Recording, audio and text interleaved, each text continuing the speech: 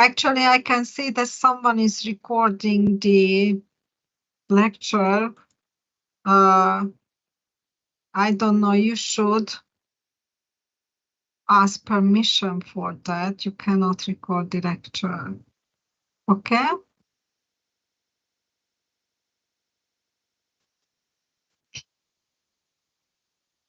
Zandangarav.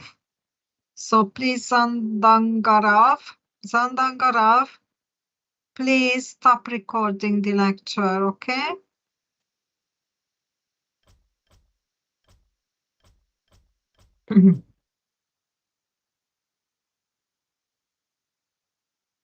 Zandangarav.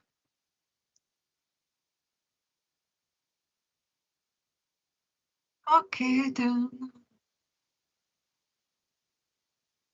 If you don't stop recording the lecture, I need to remove you from the meeting, all right? Okay.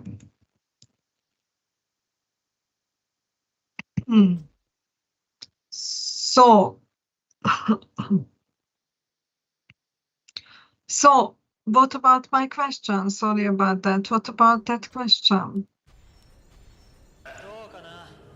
How Thatcher viewed this situation?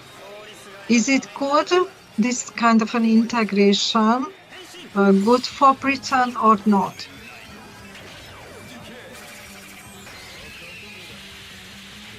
Hmm?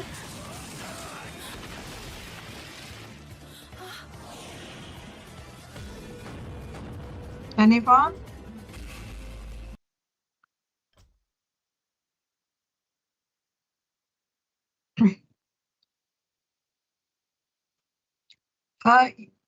She said that it is not good for Britain.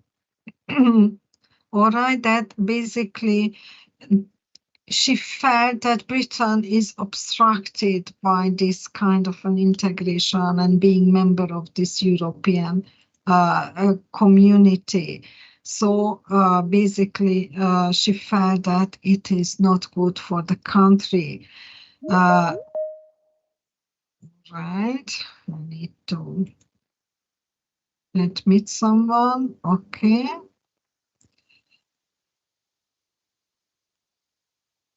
So, and that was the so-called centrist view. And basically, the centrists were the ones who were the most pro-European.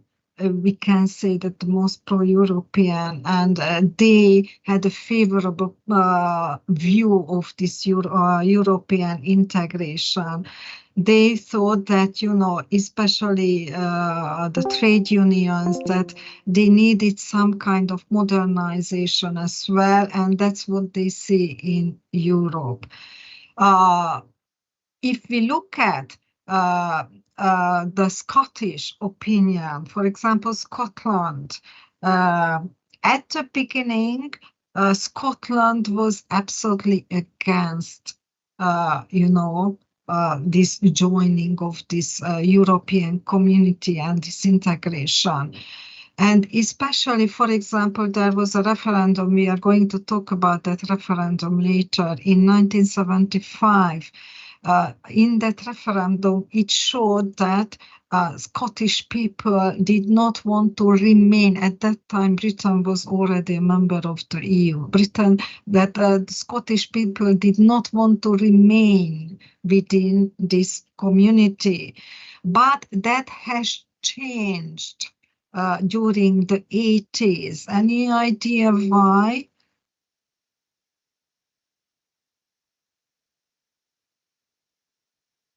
Their opinion changed? Why did they become more, or have they become more pro-European during the 80s and especially the 90s? Because Brussels basically represented the best protection from London and the excesses of London. That's why. So that's why they thought, and even we are going to look at a map of Brexit, that even during the Brexit, they voted against Brexit, right? And they thought that Europe would basically present a kind of progressive view of certain situations and how the economy should be guided and controlled. So they thought that they need to get out of this Britain's grab, and that's the way how they can, or London's grab, the English grab, and that's how they can do it. And actually, because of this European integration, and they became part of this integration, they needed to introduce some kind of a progressive reforms as well in terms of electoral reforms and the decentralization of the power and so on. They needed to have a more flexible approach towards Westminster. So there were some progressive reforms that even the British needed to take in order to be more part of this community.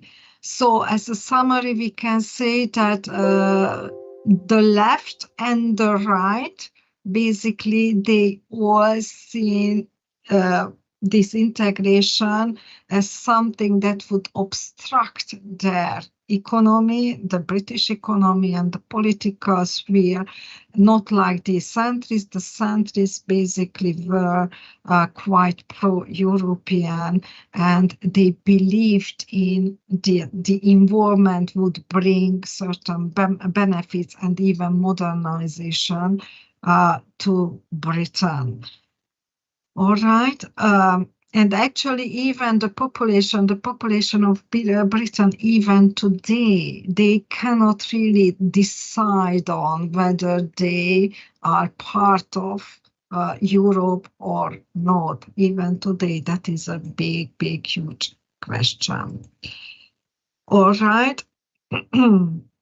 So Europe stability, I think we can skip that one because we need to have those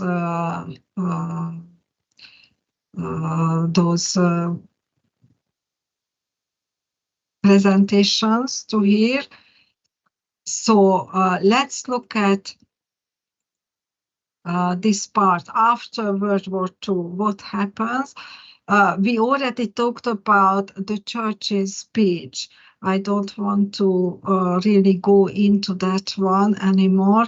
But if we look at the situation after World War II, the Second World War, basically when they started to build this European Union, if we look at the situation, why did they want to build it? Because the Germans were escaping the Nazis. Of course, French wanted to escape that kind of a defeat that they suffered. And Italians, the dictatorship. Eastern European wanted to escape from the Soviet domination, right? And basically, Britain was the only member that did not feel that they would need to escape so much the past. Okay, so, and Britain was the only nation when, their democracy somehow stayed intact during the Second World War. So they felt somehow special and superior, so-called superior because of it. They had something to celebrate even after the Second World War. And of course, their imperial history, of course, that made a difference as well, because sometimes they even felt culturally closer to, for example, to America or Canada or any other English-speaking countries than to Europe. And That's why, that is one reason. That's why they are so hesitant. They were so hesitant to join. And we already talked about the Churchill's speech that, they supported the idea of being of European community and integration process, but they did not want to be part of that process. And actually, many politicians and historians say that that was the first error of judgment, that they didn't see the significance of this integration of this European community,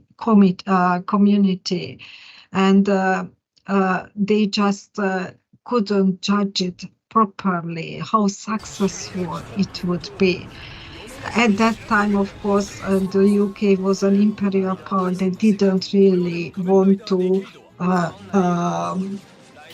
be part of some kind of a local integration process, and they didn't have faith in it anyway. So they thought that, they should look out to the world, and the US and the NATO will provide the shield, or the shield that they needed. They wanted to create a defense, rather defense cooperation than anything else. So that's why they thought that, and even Churchill thought that this is not a good thing to be this part of this integration process, though Churchill as well thought that France and Germany must take the lead together in this cooperation, and of course Britain would really support this cooperation. And in Britain's case, basically, why didn't want, let's look at the other factors, why they didn't want to join this cooperation. For example, because of the geographical factor. Of course, the Channel gave us a sort of separateness from the rest of Europe, right? There was the Channel, and basically the Channel sort of safeguarded them as well. If you look at or think about the Spanish Armada, or you think about the Napoleonic War, right? They were all, or Hitler, they were all unable to invade the country by sea. So it meant a kind of protection for them as well. And, if you need to get on a boat to go somewhere, get on a ship to go somewhere, then why not go to, I don't know, to Asia or America? So the continent was just another place to go to. It wasn't anything special for them in that sense, if we look at it that way. The other thing is, of course, that in terms of and regarding foreign policy, they usually agreed on foreign policy, not the domestic policy, but on foreign policy, no matter what kind of government took control over the country. Basically, they all agreed on. This is of course, the Cold War era, meaning that, of course, their main purpose was to contain socialism. So they all agreed on that one. And the other thing is that they had they had a weak economy after World War II. They had huge debts, right, towards the US, and they were struggling to basically recover their economies. And that's why, for example, the labor power, and that's important, that's an important factor in terms of the joining the EU. After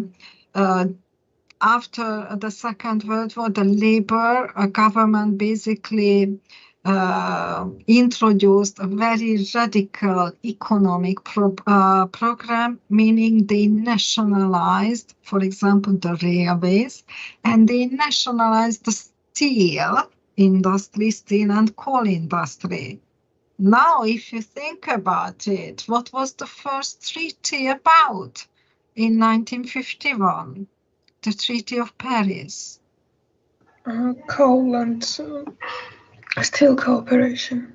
Yes, and they placed it in the hand of a supranational authority, right? That coal and steel industry, meaning that all that they mined and basically extracted from the earth went to this supranational authority, and that supranational authority basically decided on how they would distribute among the member states those coal and steel that they extracted from the earth. Now, if they nationalized, the Brits nationalized their industry, they didn't want to give it up, right, to a supranational authority, right? So that was another reason why they didn't want to join. So they nationalized those industries, and that is the era when, they created the National Health Service, the NHS. I'm sure you heard about it during the COVID crisis. And that is the era when they introduced new programs for public housing as well. And if we can see the last one, that at that time, the UK was still a global power, right?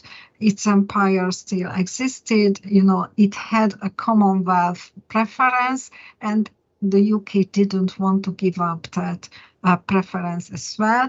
And as I mentioned, basically, this was the only country during the Second World War that could keep its democratic institutions as well. So that was those were basically the reasons. And as I mentioned earlier, that basically the main focus for Britain was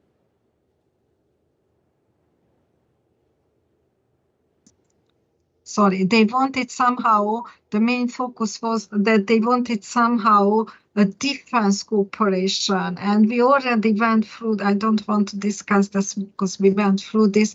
That's why they decided on to make the Treaty of Dunkirk with France, right? And the Marshall Plan, we all know about the Marshall Plan, but that was the first manifest, the very first manifest where, it was touchable that somehow they don't want to be part of that Europe, what Churchill said in 46. Now in 47, with the Marshall Plan. Why? Because the US viewed the UK just like any other European country. And the Foreign Secretary Bevin at that time was absolutely adamant and resented this idea that, oops, Britain, why would be just another country? Britain was the main country that, was responsible for the distribution of the Marshall Aid.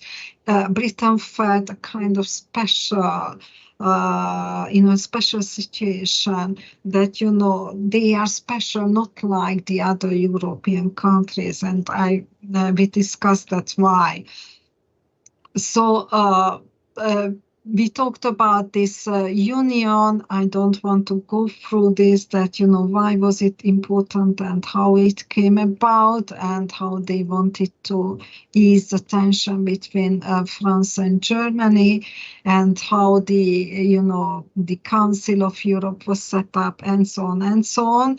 But it wasn't really successful, basically. So they didn't want that kind of commitment towards this integration, and you can see that they feared in certain in a certain way that they feared to see how successful this organization will become. For example, they failed to see how important this integration to the US. The US absolutely supported and did everything in its part, and that this would be a successful cooperation, and this would become a reality. And of course, they failed to see the power of this federalistic idea, because they didn't want that kind of a supranational characteristics of this integration. They wanted to cooperate, of course, but intergovernmental cooperation, that's what they imagined. Economic intergovernmental cooperations, not like a supranational cooperation, and that's why they resisted and were against this idea. So let's look at now the history of Brexit. So we can see a reluctance from Britain, basically, right, about this integration process from the beginning, from the setting up this European coal and steel community.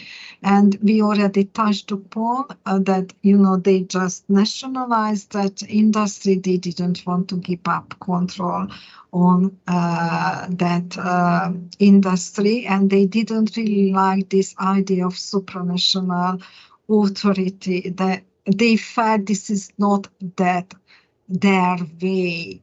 They wanted to choose something else. So when they were invited, even the second treaty, right, the Treaty of Rome, they were invited to the negotiation process in 1955, that was called the Messina Conference. They still didn't realize that, how important this treaty will be, this new treaty that introduced, for example, the 4 freedoms and so on. So they again basically lacked the foresight of the importance of this, the significance of this treaty, that this treaty brought about this common market and so on. They were still very protectionist. And don't forget that because of the Commonwealth, they had like 40% of their trade came from the Commonwealth country, or the goods and food products came from the Commonwealth country, and that was their priority and not Europe. So when they saw that, how successful this integration became, that's when they started to think about, oops, we should get on that train. And they saw that, for example, those countries' economy basically surpassed the British economy by the 60s, because that integration community, the European community, European economic community was so successful, and that's why they started to turn toward the community and wanted to join first in 61. They decided to join finally and applied for membership. We know now that they were refused. Anyone, do you remember why?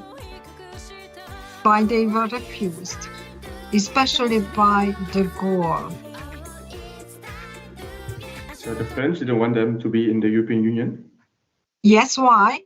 Because they thought that they were American puppets and they would have like become the superpower of the European Union. Exactly, very good. That's why they thought that it would be not good. And anyway, even Monnet and Schuman planned this, that in this economic union, the French will have the leadership role, right? And the French will lead this economic union, and they didn't want that to change, right? So when they applied again in 67, the same happened, and then finally when de Gaulle stepped down and resigned, that is when they were able to join in 73. Though the negotiations were not easy, absolutely not, and even because it had so huge impact on their economy, and especially in terms of the Commonwealth, the goods from the Commonwealth and on the trade with the Commonwealth countries, that many politicians were hunted for decades because of this about this the joining of the economic union. So, but let's look at this text. This was actually the current prime minister notion about it.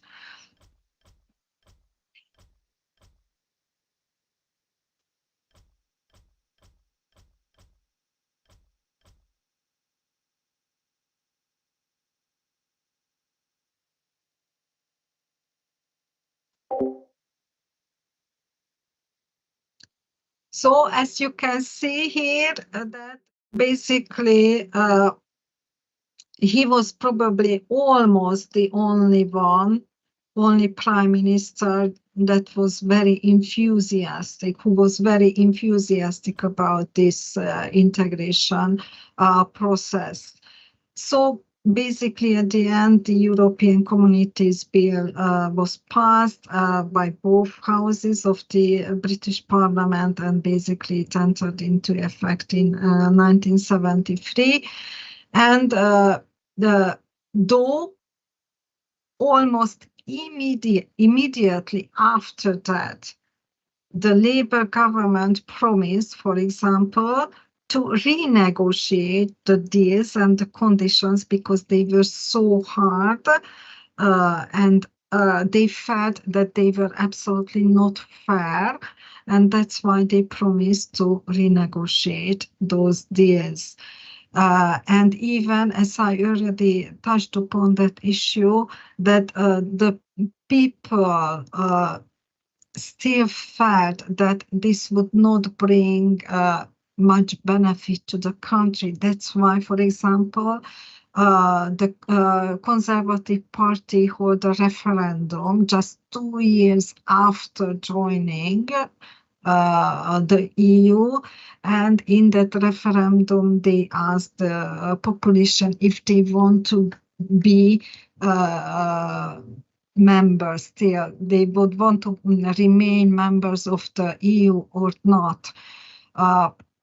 Fortunately or not, 2/3 of the population said, like 67% said yes, they want to be part of this community. But that is basically a sign as well that just after 2 years of joining this community, they would hold such a referendum. And of course, in 1979, the exchange rate mechanism, and then when they implemented again in order to, fix the exchange rate and try to stabilize the exchange rates and the currencies. Again, the UK decided that they would not want to be part of this exchange rate mechanism system. And why? Because the UK economy was booming at that time. However, later in the 90s,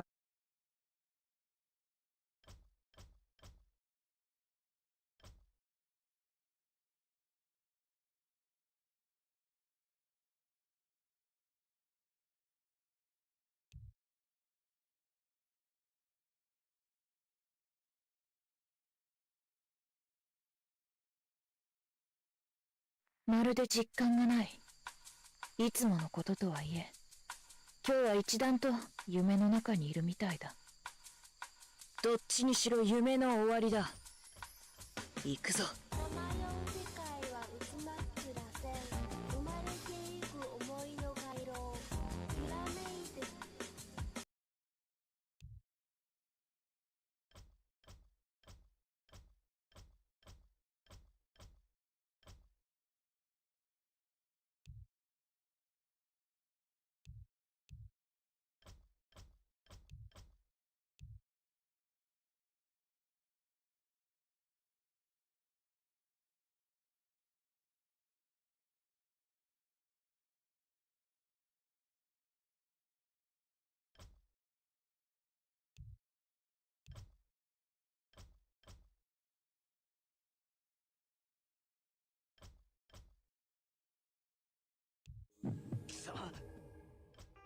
このまま消え去るのはいただけない。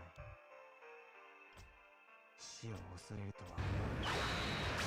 さて、俺も次の夜まで消えるのだ。存在しないもの得るものになければ失うものまでありえない。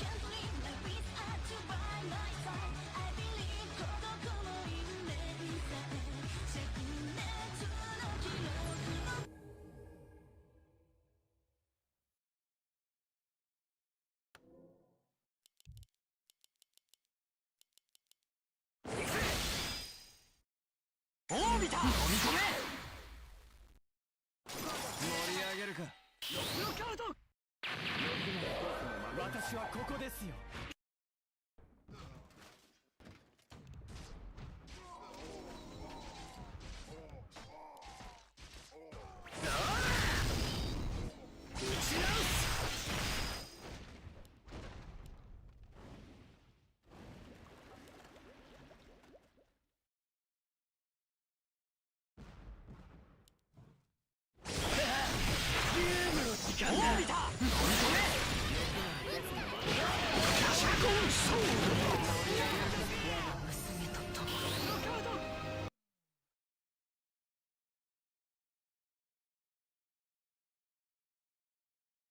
そこだ、おまけだ。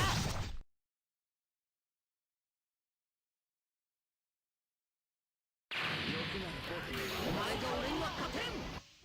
盛り上げるか。おーみたい。ガシャコンソード。キャリーの剣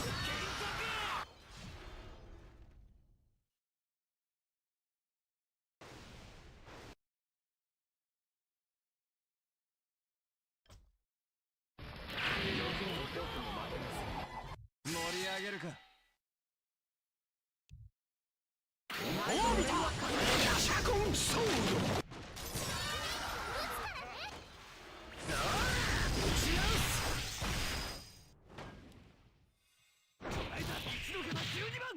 そこだ、おまけだ。私はここでイルブリンだ。盛り上げるか。ガシャコンソード。おーみた。お前が俺には勝てん。盛り上げる。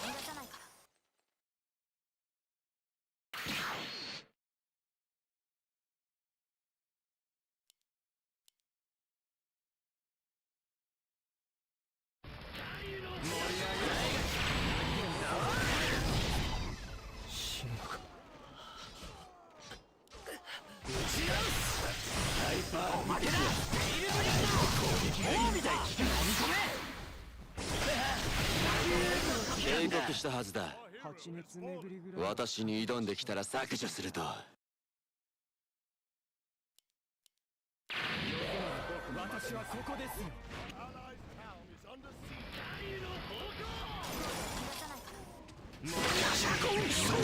急にオーバーだ。ビルブリンガーちゃったのかな。おー見た。セカンドハロー。そこだ。負けだ。ベイカンシフトを払う。こんなとこで膝をつくわけには。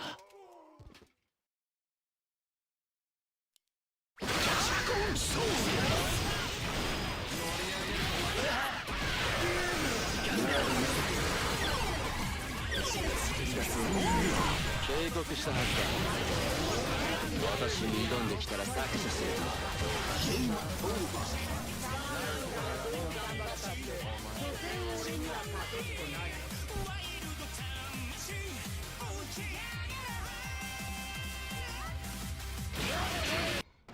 盛り上げるか。ハイパー無敵はあらゆる攻撃が一切効かない。キャシャコンソール。思ったよりやるな。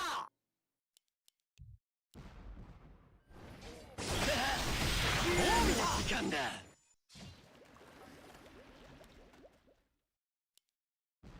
欲なら僕も負けません。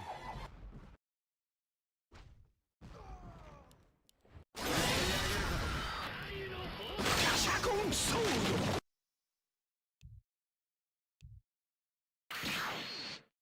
無駄なんだよ。おー見た。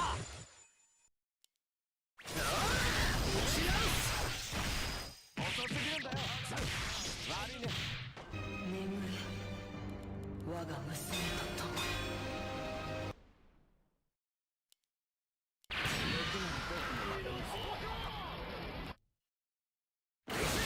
盛り上げるか。キャシャコンソール。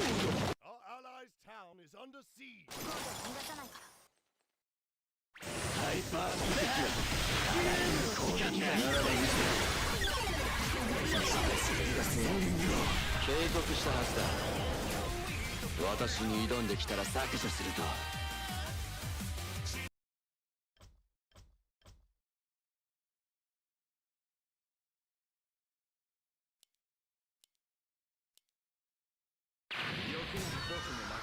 キャシャコンソール。あんたらとは割が合わない。疲れたよ。脳天串刺しにされたらおとなしく死んでおくのが礼儀だろう。じゃあな。おー見た。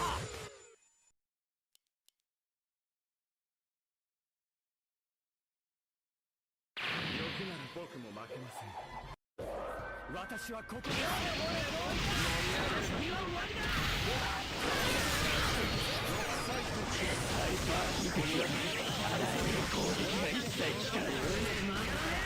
まだまだ折り返しここですよ。キャシャコンソール。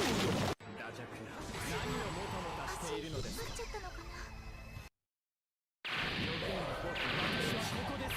そして何をもたもたしているのですか。盛り上げるか。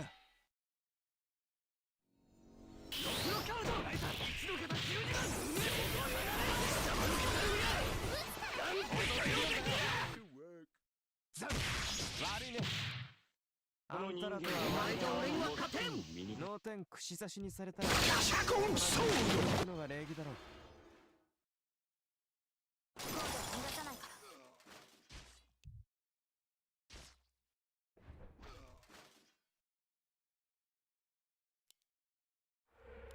ハイパー無敵はそこだ。負けだ。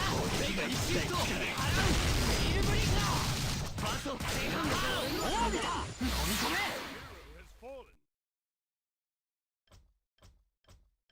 欲なら僕も負けません。キャシャコンソール。遅すぎるんだよ。盛り上げるか。極彩と知れ。あなたらとは割が合わない。脳天串刺しにされたらおとなしく死んでおくのが礼儀だろう。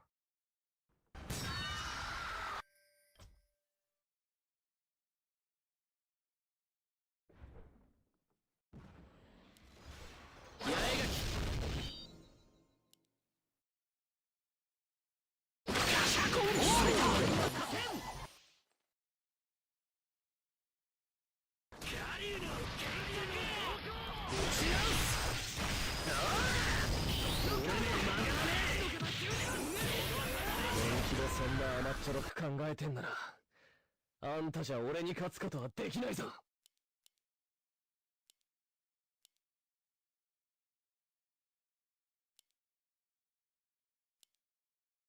盛り上げるか。シャコンソール。そして何を見たしているのですか。地獄に落ちたら蜂蜜握るぐらい覚悟しておくとするか。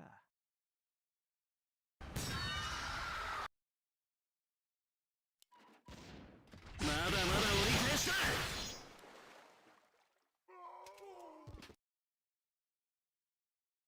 シャコンソール。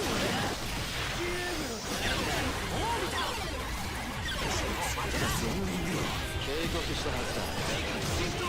私に挑んできたら削除すると。セカンドハロー。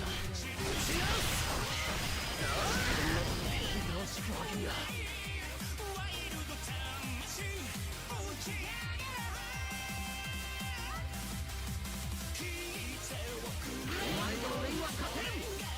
シャコンソール。盛り上げるぞ。私はここです。殺しておけばよかったぜ。ハイパー無敵は攻撃が一切効かない。オービター。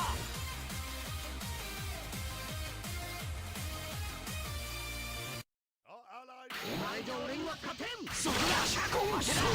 シフトベリルブリンダー。Our hero has fallen.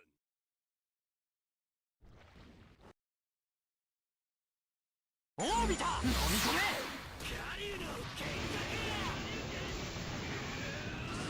遅すぎるんだよ。お前と俺には勝てん。国際特殊盛り上げるよ。フェアリーテールの魔導士だから。この未練がハイパー無敵はシャコンソールが一切効かない。打ち直す。俺にオービターまだまだ折り返しだ。ここです。私は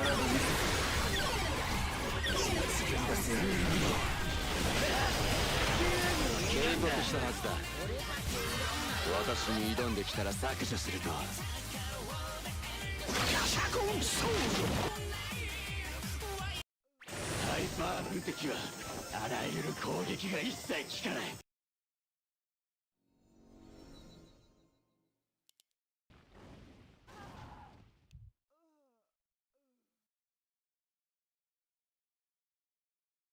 遅すぎるんだよ。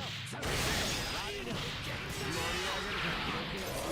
私はここですよ。打ち直す。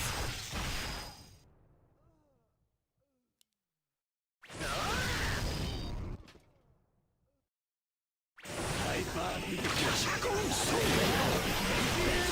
それになったものは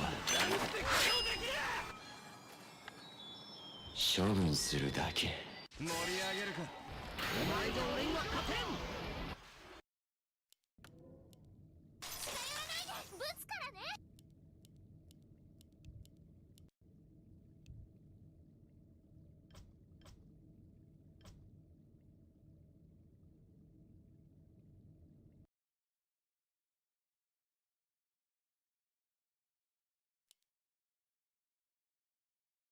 盛り上げるか。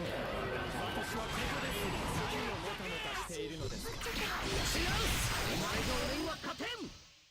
シャコンソール。俺に曲がらねえ。まだまだ折り返しだ。この人間道は最も身に。今度は逃がさないから。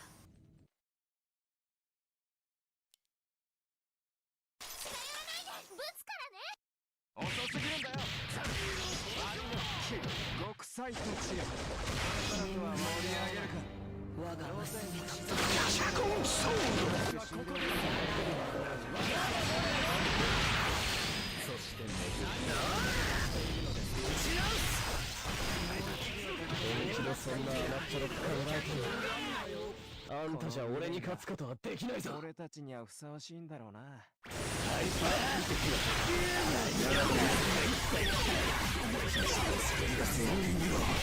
告したはずだ。私に挑んできたら削除するよ。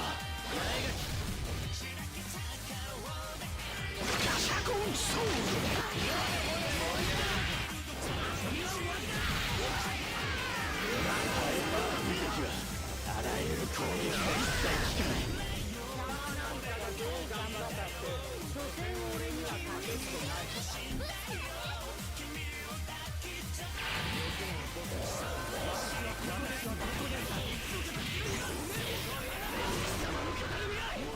なんて許容できる。もらえるか。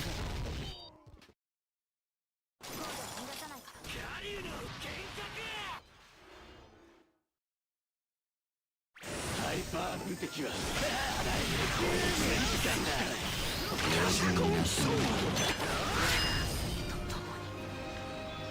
処分するだけ。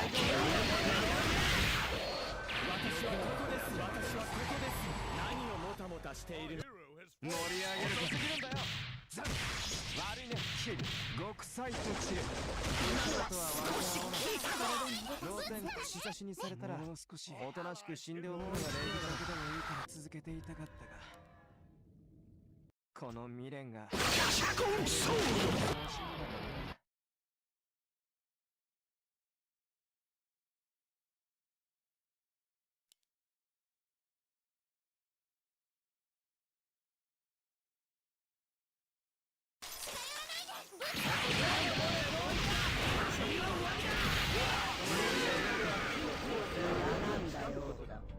様は目で追うから俺についてくる。ゲームの時間だ。なるほど。この世界は弱くね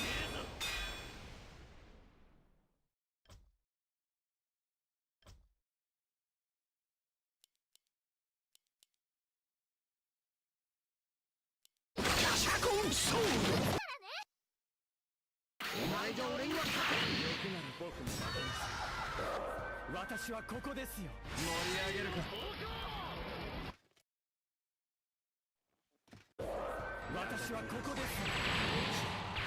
そしてまだまだ折り返した。この人間が最も醜い。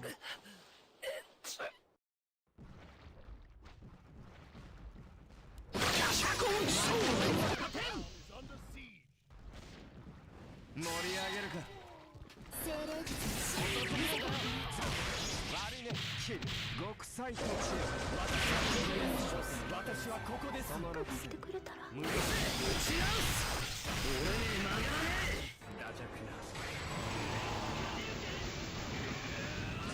キャリーだろうと負けねえぞ。俺たちはガシャコンソール。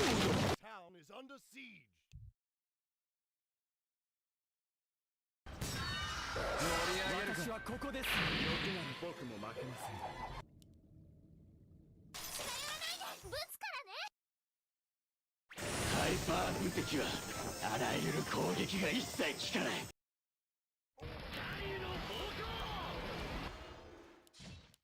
まだまだ折り返した。ガシャコンソール。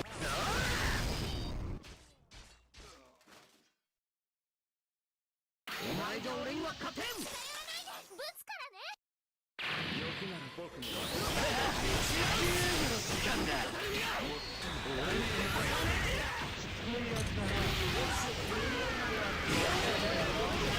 今のは少し効いたぞ。俺の動きについてこれないんだ。変身。無双。ガシャコンソール。レベル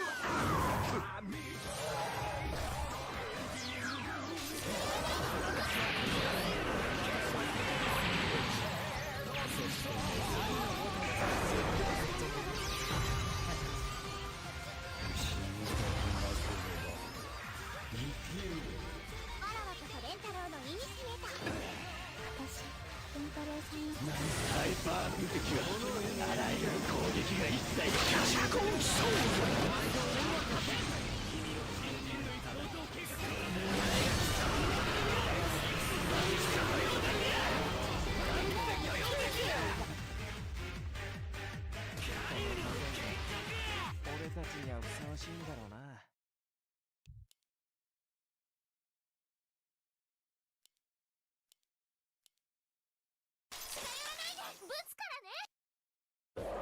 私はシャコンソードルカード盛り上げる打ち合う国際とすれ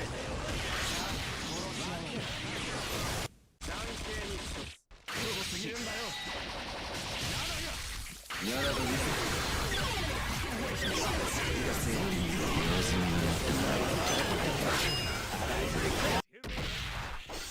シャコンソードそんな甘っちょろく考えてんだあんたじゃ俺に勝つことはできないぞ私はここです何をもたもたしているのですか僕がいてくれたらハイパー無敵はあらゆる攻撃が一切効かない殺し合おうまだ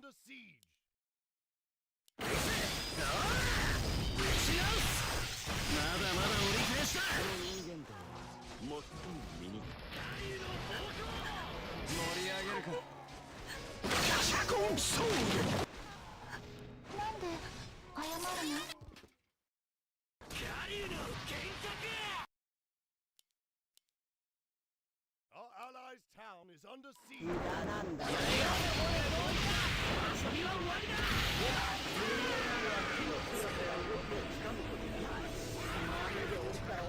盛り上げるか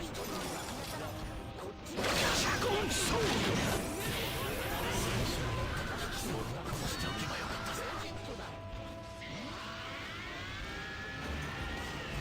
さあ殺し合おう Allies' town is under siege. お前が俺には勝てんハイパー無敵はあらゆる攻撃が一切効か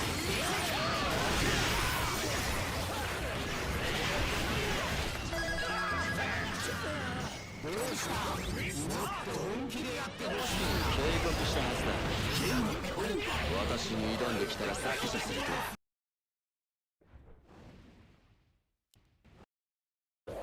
私はここですよ今度は逃がさないから無駄なんだよ。ぶつからね盛り上げるか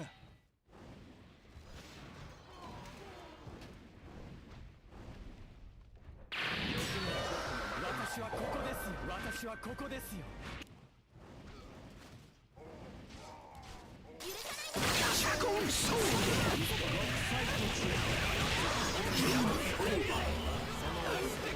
見ようと思え無駄なんだよ。動きに掴むことだ。貴様は目で追うから俺の動きについてこれないんだ。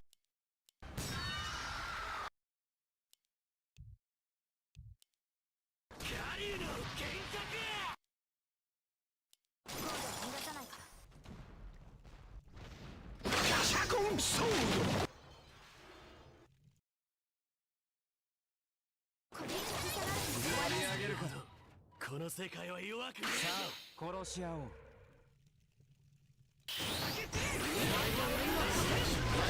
ハイパー無敵はあらゆる攻撃が一切効かないぶつからね Our allies' town is under siege. 今度は逃がさないからならば見せて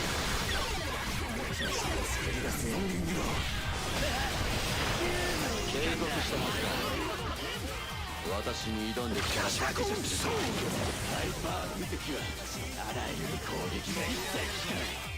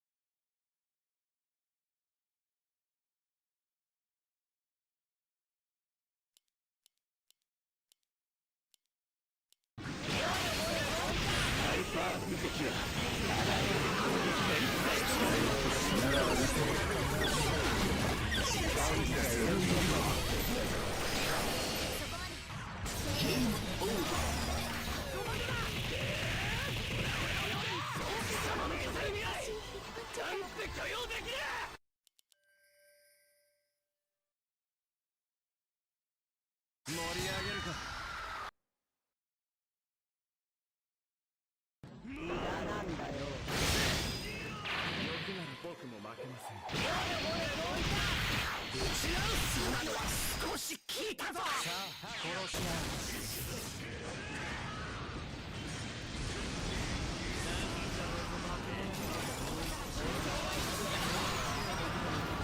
ハイパー無敵はあらゆる攻撃が一切効かない。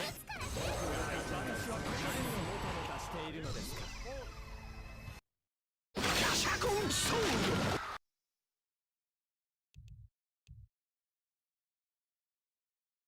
欲なら僕も負けません。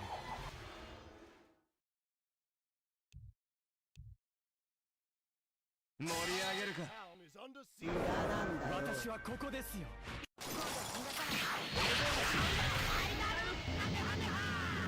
重要なのはガシャコンソウル。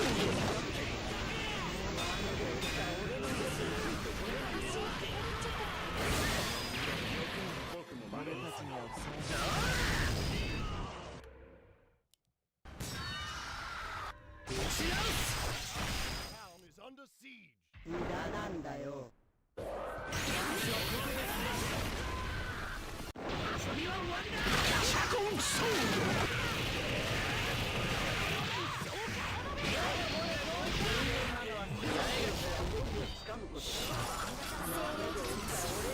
そこにいたのはあまたの剣さん。気づきに気づいた刀使い。盛り上げるこうなって主君を立つ。八重垣作りは戦場刃。成仏していくよ。ガシャコンソウル。私はここです。ただ一つ。何がもたもたしているのですか。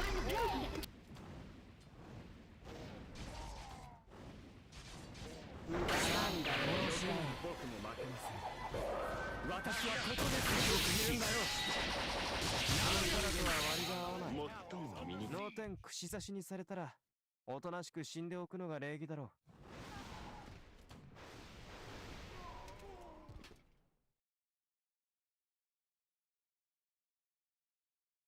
ガシャコンソウル。お前が俺には勝てん。さあ殺し合おう。狩人の幻覚。狩人の宝庫。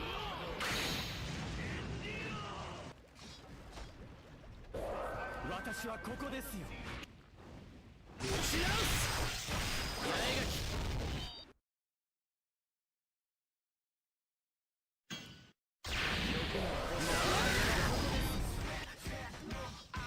ガシャコンソウル。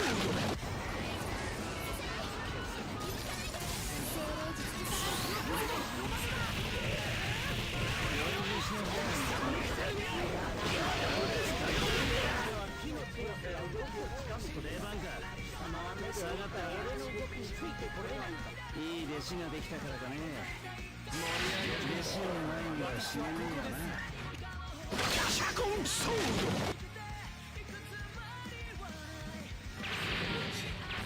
そして巡り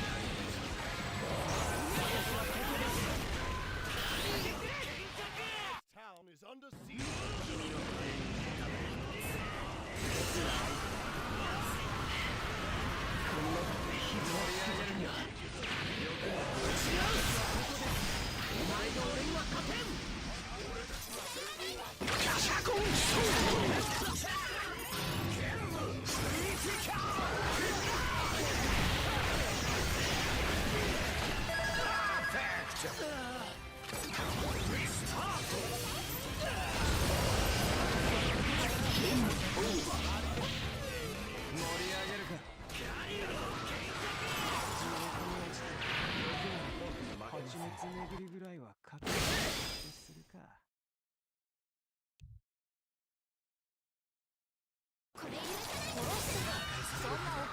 この世界は弱くねえぞ。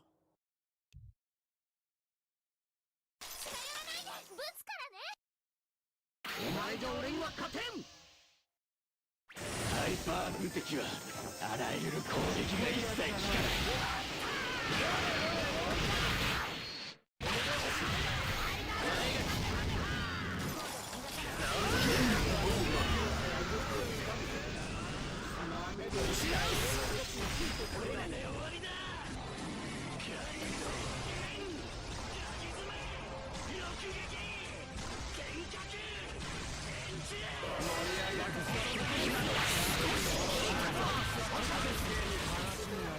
足引っ張っちゃったのかな。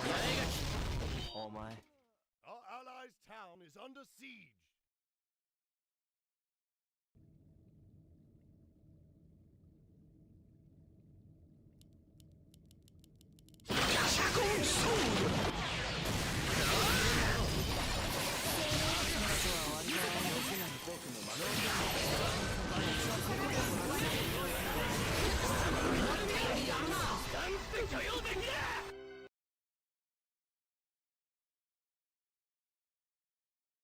盛り上げるか。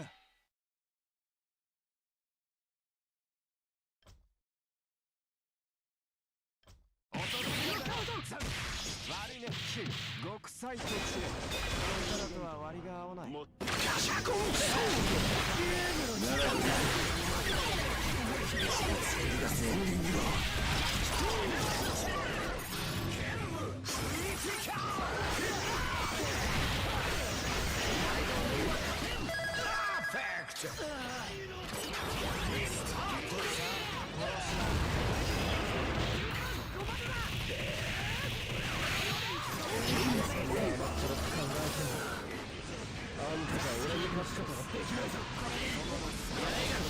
膝をつくわけには。早くハッピーたちの顔が見たい。私はここですよ。やな。お前が俺には勝てん。ぶつからね。よくなら僕も私はここです。そこに至るはあまたの剣さ。気づきに気づいた刀塚。縁起をもって宿命を立つ。八重垣作るは戦時の刃。勝負していきな。ハイパー射撃はあらゆる攻撃が一切効かない。俺ねえ曲がらねえ。誰かを救うために殺し合う。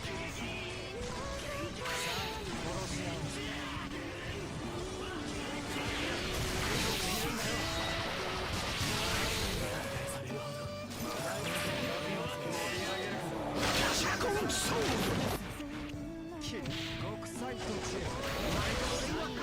出しているのです。もう少し。もう1秒だけでもいいから続けていただきたい。ハイパー無敵はあらゆる攻撃が一切効かない。こにはふさわしいんだろうな。こんなとこで膝をつくわけには。見くびるなよ。ならば見せてやれ。私が作り出すエンディングを。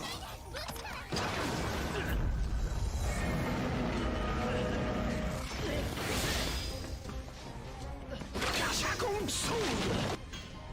まだまだ折り返した。トリガーワークやらなし。ハイパー無敵は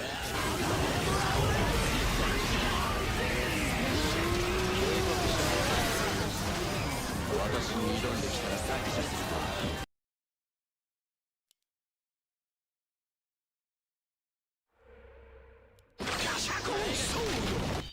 お前が俺には勝てん。よくなら僕も負けます。私はここです。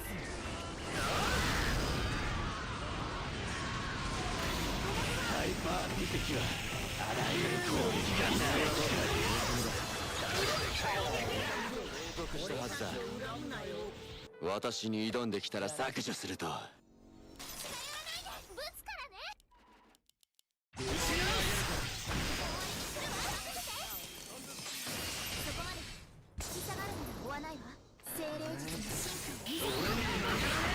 そこに至るはハイパー無敵はあらゆる攻撃がな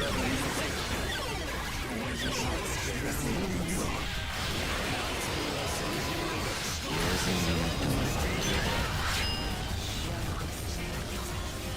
処分するだけ。まだまだ折り返しだ。これは何の力だ。私はここです。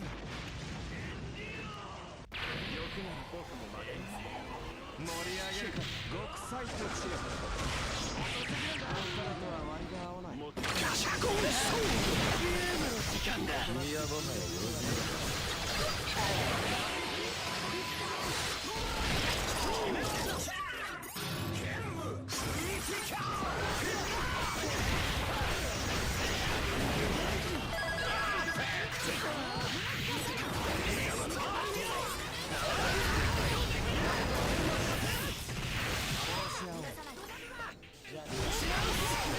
あらゆる攻撃が一切効かない。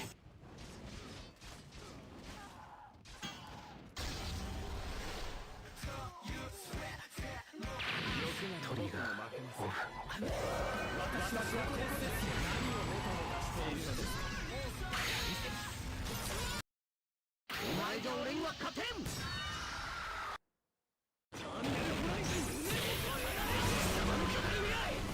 なんて許容できる。盛り上げろと言うんだよ。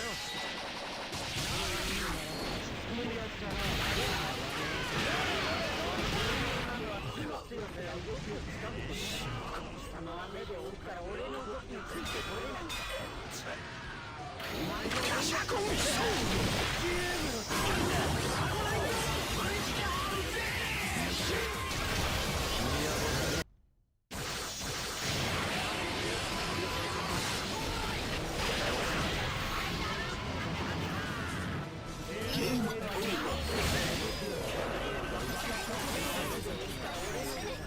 これないんだ。早くハッピーたちの顔。君の僕が相手だったことです。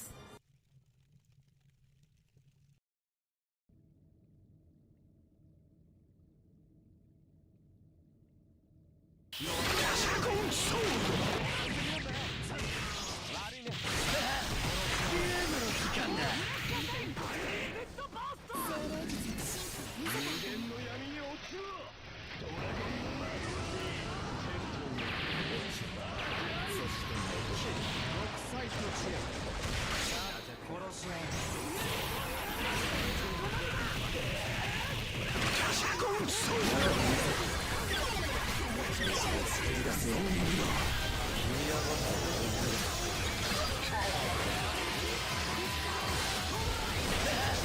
ゲームの時間だ。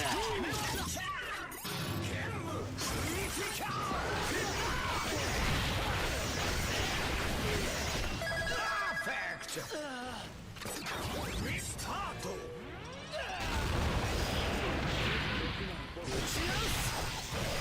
私はここです。無限の闇に落ちろ。ドラゴンの魔導士。チェントのハイパー無敵は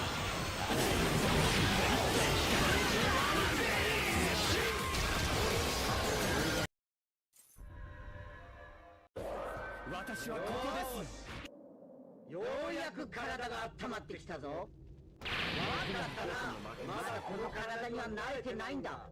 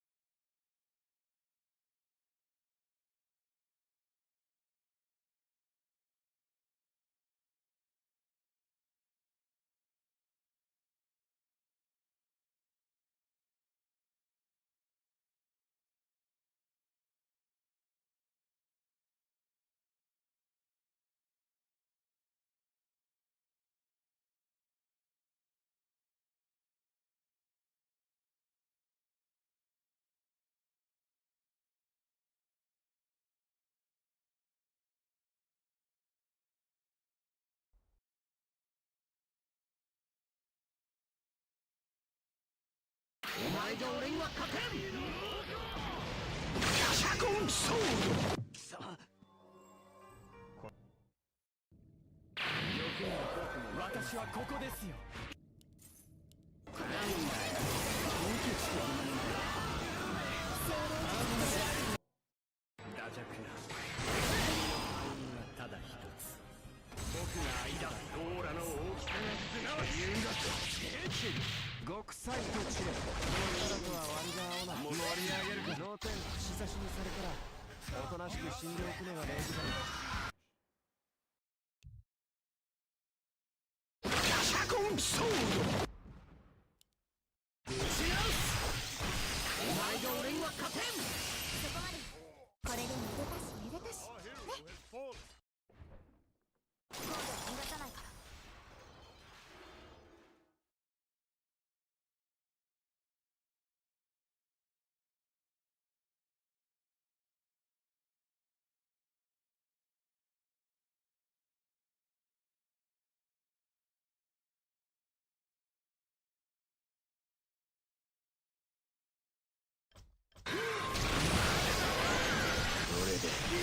時間だ。ハイパー無敵のあらゆる攻撃が一切効かない。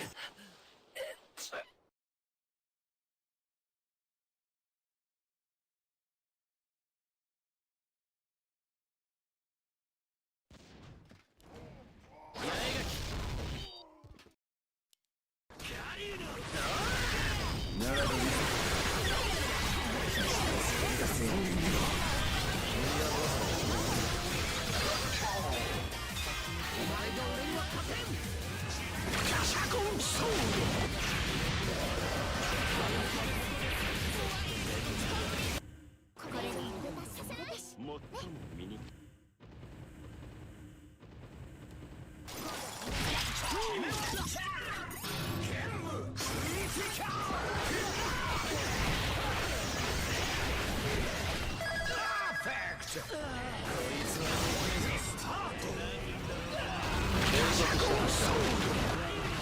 私に挑んできたら先がつく。あらゆる攻撃が一切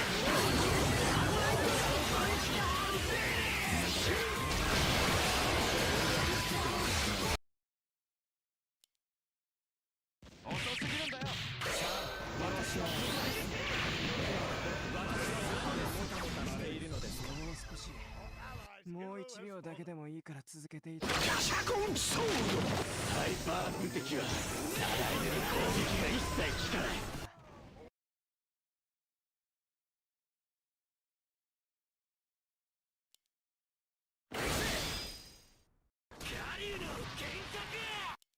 ならば見せて警告したはずだ。私に挑んできたら削除すると。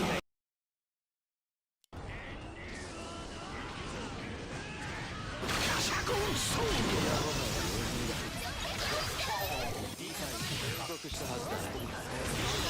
私に挑んできたら削除すると。お前で俺には勝てん。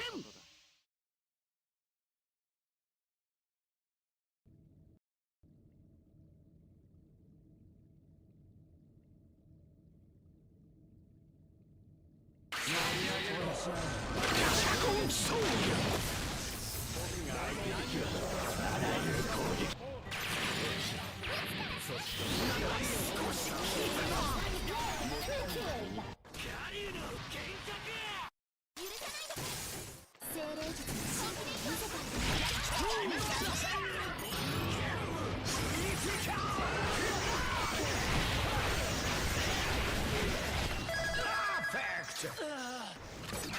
リスタート。継続したはずだ。私に挑んできたら削除する。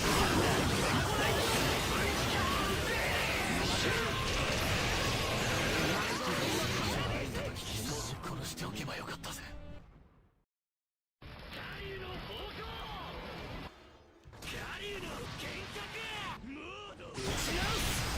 ハイパー無敵はあらゆる攻撃が一切効かない。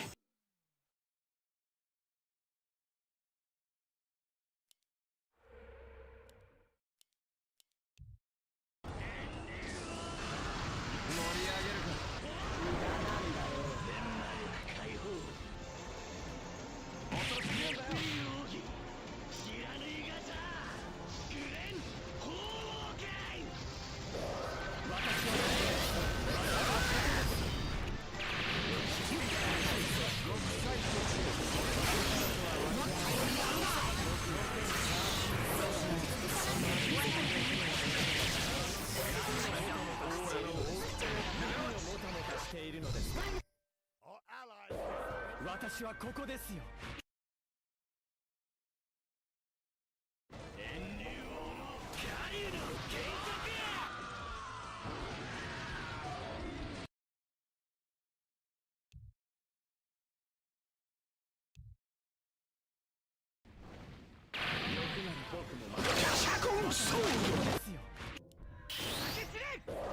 私はここですよ。ハイパー無敵はあらゆる攻撃が一切効かない。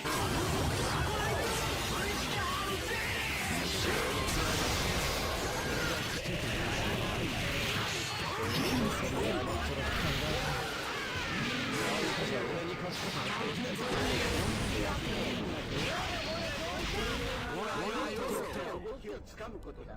貴様は目で追った俺の動きについてこれないんだ。じゃあな。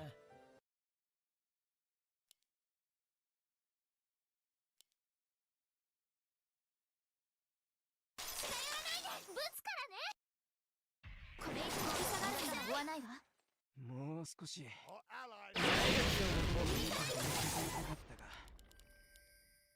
この未練がただ一つ。私に挑んできたら削除すると。君は僕を警告したはずだ。私に挑んできたら削除すると。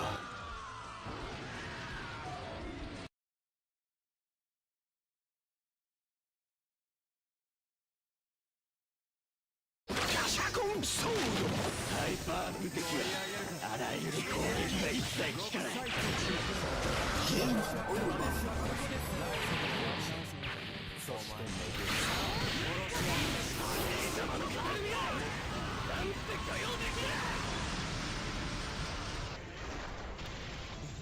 力か。お前じゃ俺には勝てん。滅竜奥義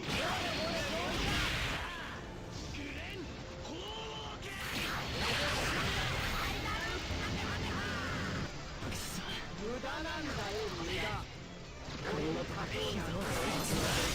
まだまだ折り返した。俺にはてめえにはもったいねえよ。ガシャコンソード。逃がさないから。お前じゃ俺には勝てん。ハイパー無敵はあらゆる攻撃が一切効かない。ここですよ。これ以上もっと身に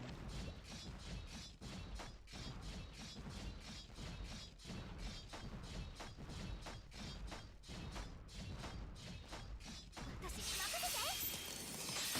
ガシャコンソード。追わないわ。お前じゃ俺には勝てん。ハイパー無敵はあらゆる攻撃が一切効かない。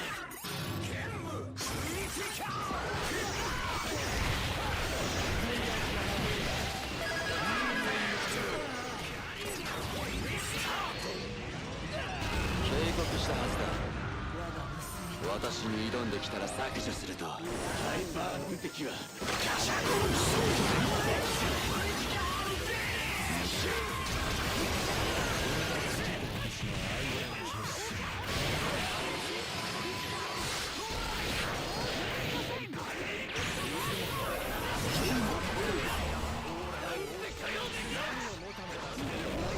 効かない。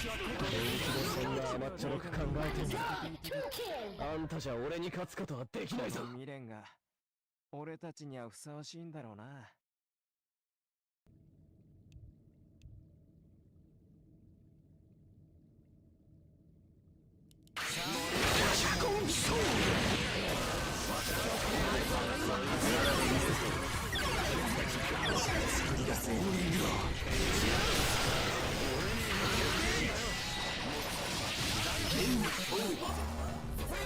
ダづきに気本気でそんな甘っちょろく考えてるならあんた俺に勝つことができないぞ。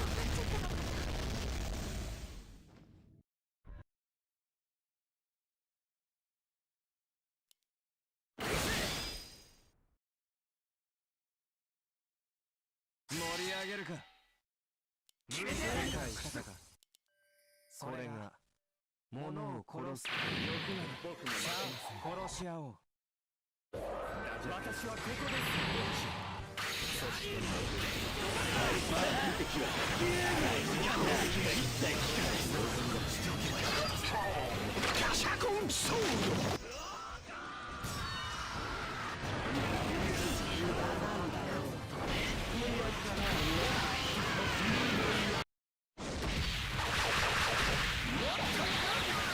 ハ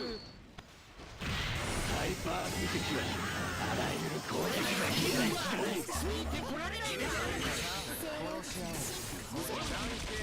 おう。物を殺す。足引っ張っちゃったのかな。来世からやり直せよ。お前無駄なんだよ。私はここです。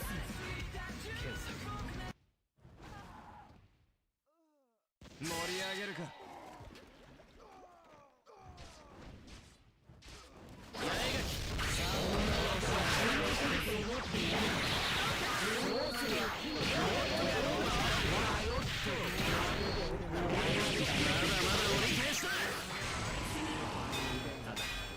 俺たちハイパー無敵シャコンソード。攻撃が一切効かない。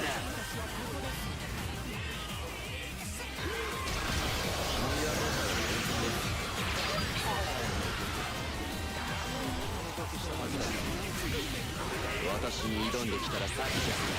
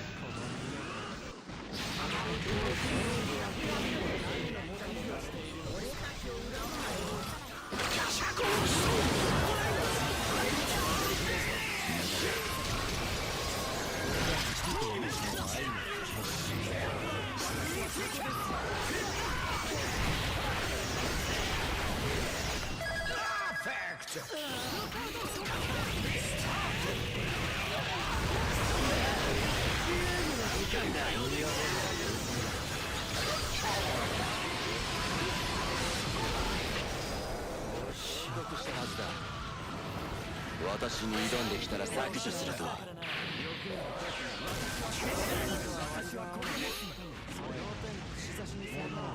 おとなしく死んでおくのが礼儀だろう。お前が俺には勝てん。ガシャコンソード。ハイパー無敵はあらゆる攻撃が一切効かない。さあ殺し合おう。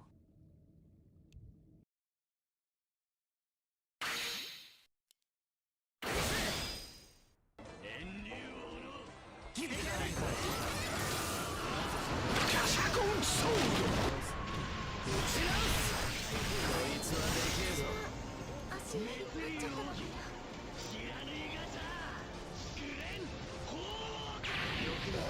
私はここだ。てめえにはもったいねえよ。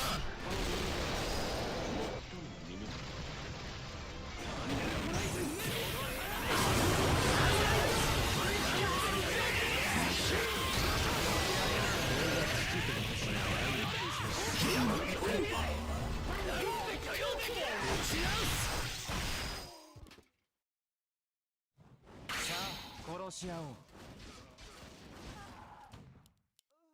そこに至るはあまたの剣さ。気づきに気づいた刀塚。